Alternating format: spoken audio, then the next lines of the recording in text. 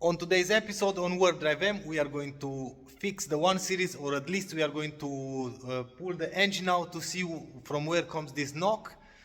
But first we have to drain the AC gas, so we need to drain the AC system. We are going to drain that, and after that we are going to remove everything in order to pull the engine out to find the problem.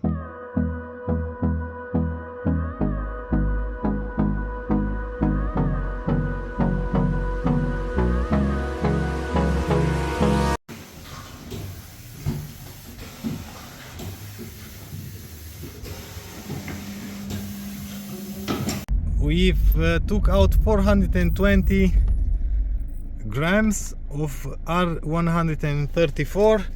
Now let's take the engine out to see from where comes this knock. Hear that? It's always there when you leave the gas pedal. It's kind of strange. Yeah. And I've drove 450 kilometers with this knock. We have to take the engine out to take it apart to see what's wrong. I have a feeling that it might be the chain from the oil pump or the oil pump itself.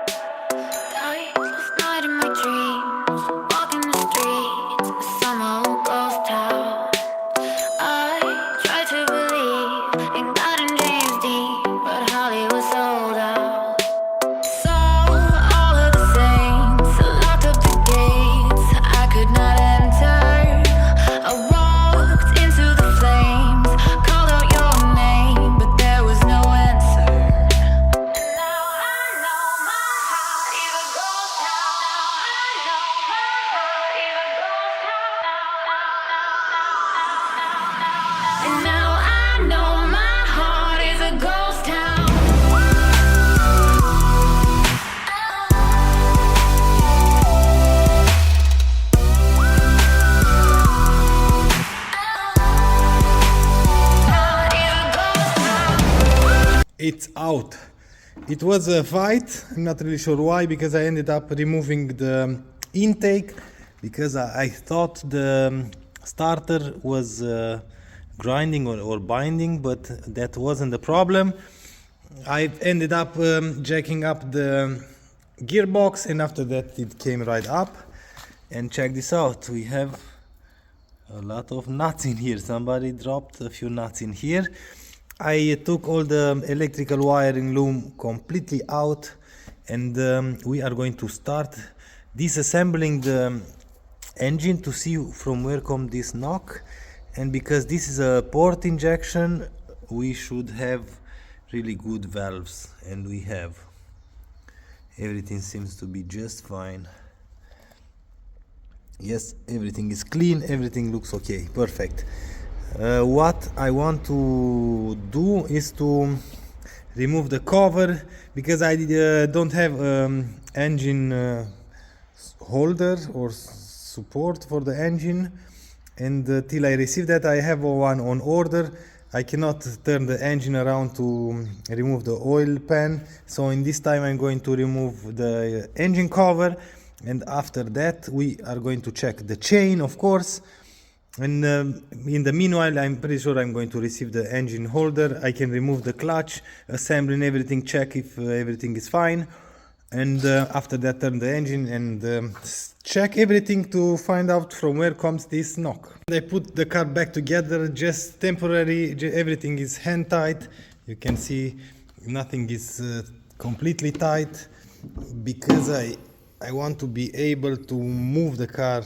If I need to move the car, I'm pretty sure I'm going to need the lift in order to finish the X3.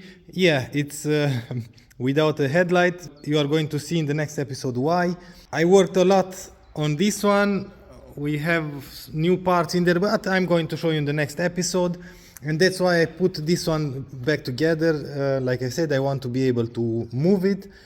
and I don't have all the parts in the garage everywhere, so that's why I put it back together. Now I'm going to check if I'm going to need to replace the bearing, the throw bearing. I can fix now the screws from the studs from the cat. I'm going to replace for sure the engine mounts because now I have access. I want to clean everything in here, but that will be in a few days for sure, because we have to tear apart the engine to see from where comes this knock.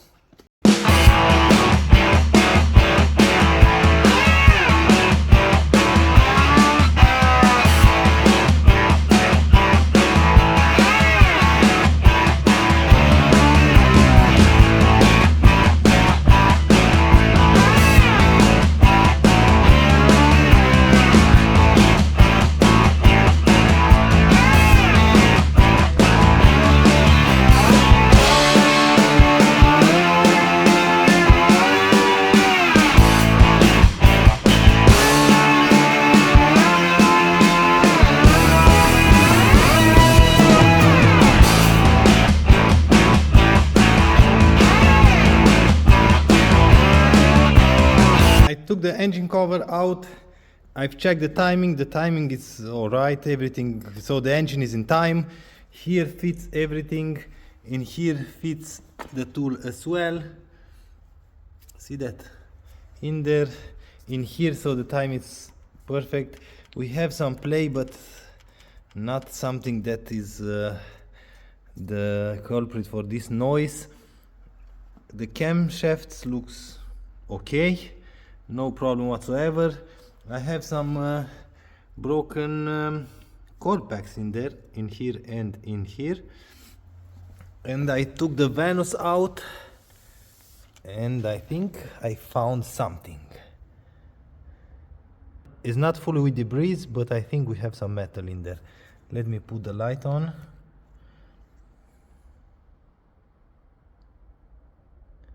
That's all metal.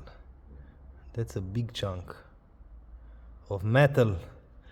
So on that one and on this one, on the exhaust solenoid we have more metal as for the intake, but it doesn't matter in which one.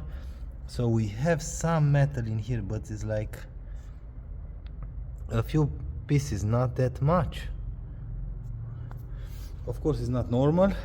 So now I'm going to lift the engine, because I didn't receive the engine bracket or engine support. I'm going to lift it in here in the middle, remove the oil pan to see what's wrong. Oh, and I forgot to drain the oil when I took the engine out, so the oil pan is full with oil, so I'm going to drain the oil and after that remove the oil pan.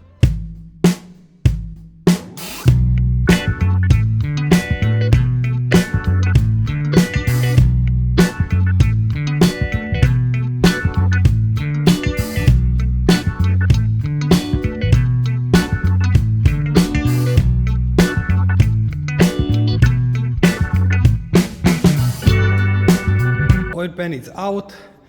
I think I found a problem with the knocking sound from this engine, but first let me show you something. This is just condensation because I've drove just short distances with this car because of the knock, of course, but we have some metal in there that's not good at all. Oh, this is from timing chain, the plastic, the guide. Okay, that's a big no-no, but here is the metal. Come on, focus. See that? Okay, but the problem is there's not that much metal, or it's almost no metal in here whatsoever, but the sound was coming from here. The oil pump chain is dead, so that was making noise, that's for sure. Yep. I'm going to check, of course, everything in here. I'm going to remove the buffer plate and check all the play in for each cylinder, and I'm going to give you an update. To be honest, I'm a little bit afraid to work like this, because see that it's kind of not safe. I hope it's going to hold. I have a bolt in here and I hope this one will hold. Or I am going to lower now the engine. I am going to put it somewhere, and tomorrow, or maybe the next day or the day after tomorrow, I will receive the stand for the engine. I'm going to bolt the engine on the stand, and when we can rotate and we can work normally. And because I didn't receive the tool in order to turn the engine around, I think I'm going to close the video in here, and in the next episode we are going to support the engine, we are going to turn around, remove everything, replace the timing chain.